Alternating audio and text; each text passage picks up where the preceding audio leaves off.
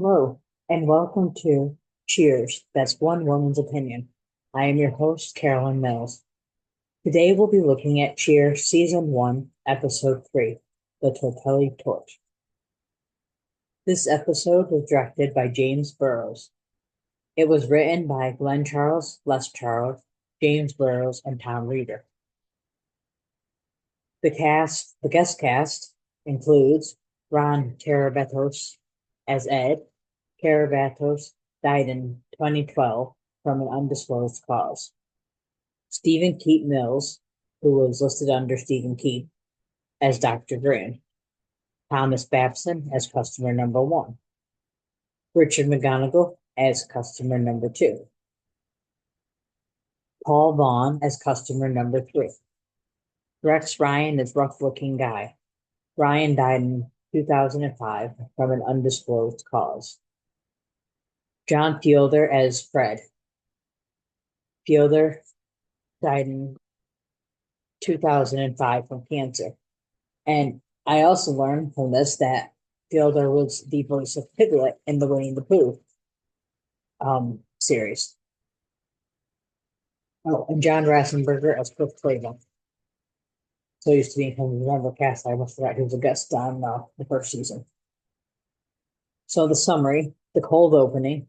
Coach bought cocktail napkins with jokes on them without checking with Sam first. He bought 30 gross. And I did the math for those of you who don't like math, and it comes out to 4,320 napkins, 30 times 144. They all have two hunters saying, "I hear a buck snorting." Coach thinks these are hysterical. Sam says it's not funny. I have to agree with Sam and the rest of the bar. I didn't find that funny. However, I do wish they actually, when they have the napkins, I wish they could have actually had a print on it to show us the two hunters saying, do you hear, what was I? I hear a buck snorting. It would have been nice if they actually could have made that crop to show us. Sam tells Coach he should have asked first, and Coach apologized and said that they were a good conversation starter. And then one barfly asks Cliff if he's seen the napkins, and Cliff replies, "Yeah, they stink." Coach tells Sam, "See if the place is a buzz, where everybody knows your name plays." The Red Sox game is on TV, and Carla is so into the game that she's messing up drink orders.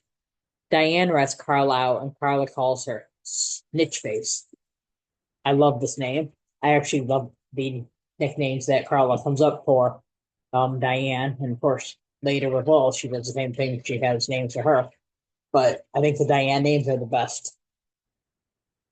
Um, so Norm comes in and explains he is late because he got chewed out by his boss at work.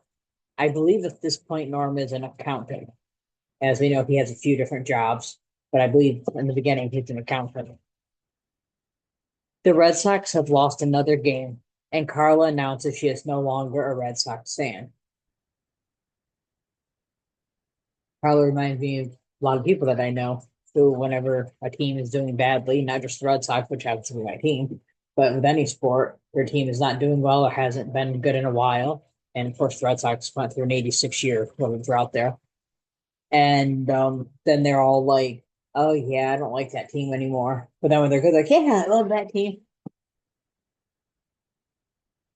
Drives me crazy. You either like a team or you don't like a team. Fred comes in and buys everyone a drink because his sister Louise died.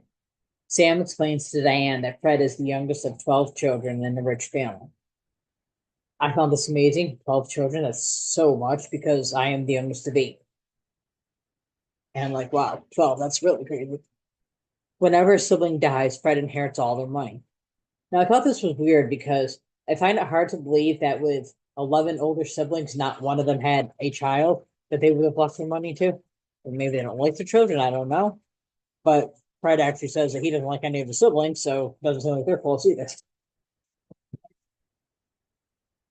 And it's ran a little spot in the episode, so um, not even really a B plot, it's just a little segment. Ed, a Yankees fan, comes into the bar having come from the Red Sox game at Fenway. He says his name is Big Eddie, and Carla calls him Pig Eddie. Eddie is loud and obnoxious, and worse, he's a Yankees fan at a Red Sox bar. Oh, sorry, in a Boston bar, which of course is where the Red Sox play. Carla asks Eddie if he misses the Bronx. When he says he does, she gives him the Bronx cheer. Now, for those of you who are not familiar with the Bronx cheer, it goes like this. Diane apologizes to him for Carla's actions, and then she uses a lot of big words, and Eddie asks her, "Did you get a vocabulary for Christmas?" Sam tells everyone to relax. Eddie is looking at Sam with binoculars, and he says, "Oh, I know you. Why is he using binoculars in a bar? It's not like it's really far away like it is at the stadium. And it seems like the binoculars would be all blurry looking at Sam. Eddie's a weird little guy. Actually, he's a big, weird, big guy. So Sam tells him that he is Sam Malone. And Eddie tells him, yeah, that's it. And Sam replies, I usually get it right. Eddie tells him, you didn't stink. And then Eddie learns that Sam is an alcoholic. And he makes fun of him until Carla finally snaps and she jumps on his back, banging his head into the bar. Classic Rhea Perlman scene right there because she's so tiny and Eddie was so big. Sam asked Eddie if he's okay, and Eddie said he's going to have it looked at by a lawyer. And I laugh because in the scene, Coach gives him a card for a doctor. He says he has a number for a doctor. And when Eddie says, I meant by a lawyer, he hands him another one. He goes, oh, I have a number for that too. Like, why would you help Sam get sued? Gotta love Coach. He tells Sam to fire Carla or he will take Sam for everything you've got. He leaves and Sam says that happy hour is over. Sam is in his office. Diane condemns Carla for attacking Ed, and Carla tells her, you do what you can. Sam comes out of his office and Coach asks if he's talked to his lawyer. Sam says yes, and then Diane starts rambling some legal talk. And then she explains that she majored in pre-law, which sparks a little discussion about her different majors. I think in another episode she had something like 30 something majors, 37, I think it was. Carla apologizes to Sam and says it won't happen again. Sam says she has a history of flying off the handle at customers, and he explains in a not on camera scene. And I believe it was even before the show would have started, since we're only 3 episodes in. Carla once threw a customer his change from across the room. She explains that it was the correct change, however. Carla tells Sam that Big Eddie was insulting him and that he is too dumb to know it. Sam tells her he was a ball player and that when he pitched at Yankee Stadium, he faced 50,000 Eddies. He says his lawyer wants him to fire Carla like Eddie wants. And that is actually very true. I assume most of the world knows this. The Red Sox and the Yankees are the biggest rivals in sports. And when Red Sox go to Yankee Stadium or when Yankees go to Fenway, you're going to have the other team basically booing you and throwing insults. Diane suggests Carla sees a friend of hers who is a clinical psychologist. Carla becomes defensive. Sam tells her it might do some good. And if she does get help, she can keep her job.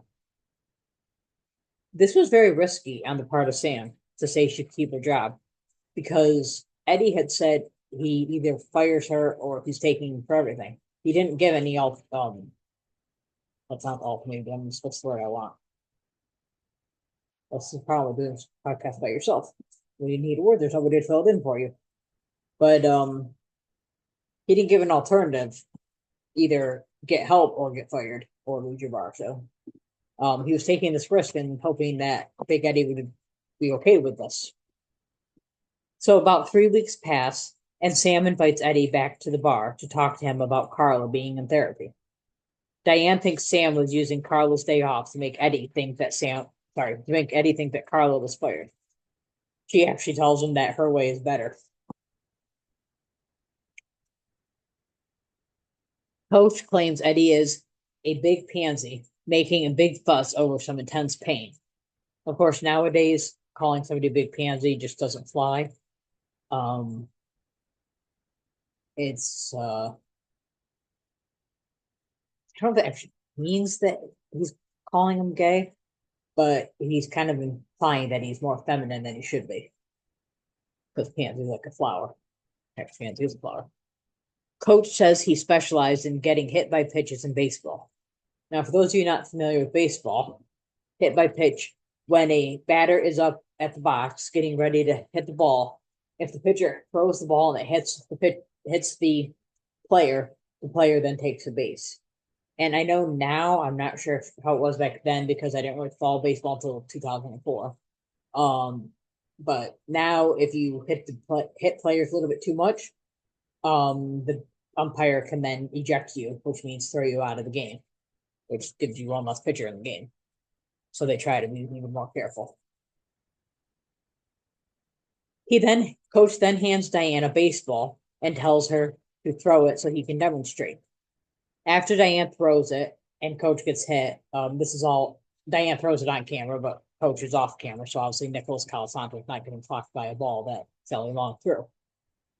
But he gets hit and he says he really had to die for that one, but I've still got the old touch. Carla comes into the bar with her therapist to introduce him to everyone. He asks Diane how she is, and Diane starts babbling, worried that he is psychoanalyzing her.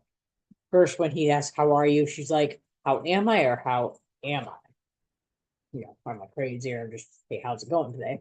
And then she explains she has to get back to work, and then she starts rambling about how she's not obsessed with working, but she likes to work. So, watching Diane be neurotic is always fun. Ed comes in and asks why Carla is there. He is not happy, but Sam explains she is getting therapy. Carla tells Eddie she is doing much better, but Ed does not believe her. He then tests her by insulting Boston, the bar, Carla herself, the Red Sox, and finally the Bruins, who he calls sissies. But Carla does not move. He then relents and says, "Working here is punishment enough." As he is leaving, a Bruin stands up. It's not an actual Bruins player. This was just an actor. They have had sports stars on there, but this was not one of them. So Bruin stands up and tells Eddie he is going to walk Eddie to his car to show him some of those sissy things I got suspended for. And unlike most of the people in the bar, he actually had an accent that sounds like he could have been from Boston. Everyone is proud of Carla, who is explaining how she did it, and she talks about focusing on a single point. A customer yells from the pool room for Carla to bring the drink he ordered, and she tells him to shut up because he's talking to her. She's talking to her friends, and she actually throws something down the hall towards him. The others just shake their heads as the credits come up. I gave this episode 3 out of 5 beer notes. Eddie was obnoxious and Carl reacted naturally for her. However, she was on the clock. And you can't just beat the crap out of people at work because it's the employer who ultimately suffers. As we saw, Sam could have lost his bar. There were some really good moments, but it wasn't really a favorite episode. I gave the MVP for this episode to Rhea Perlman. Um, so good. The whole attack scene when she runs at Eddie and jumps on his back. I mean, think about this. Rhea Perlman's like 5 feet, I believe. She's a little taller than Dan DeVito, who they recently separated, but they're still married. So of course you all know who Dan DeVito is. She's a little taller than him, but anyway, so she's about 5 feet. Eddie, I'm not sure how tall he is, but he's much bigger than Carl. I'm not sure if he's quite 6 feet. He's got to be pretty close, maybe like 5'11". And I mean, Rio's tiny. This guy's like big, hence the name Big Eddie. And she just goes on top and she's like, she even says, "I got some good moves in."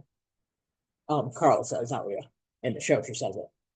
And she just did a phenomenal job. And then when she goes through the whole thing where she has to focus so she can't react to Eddie, and then right after that, she gets angry at the other guy. So classic Carla.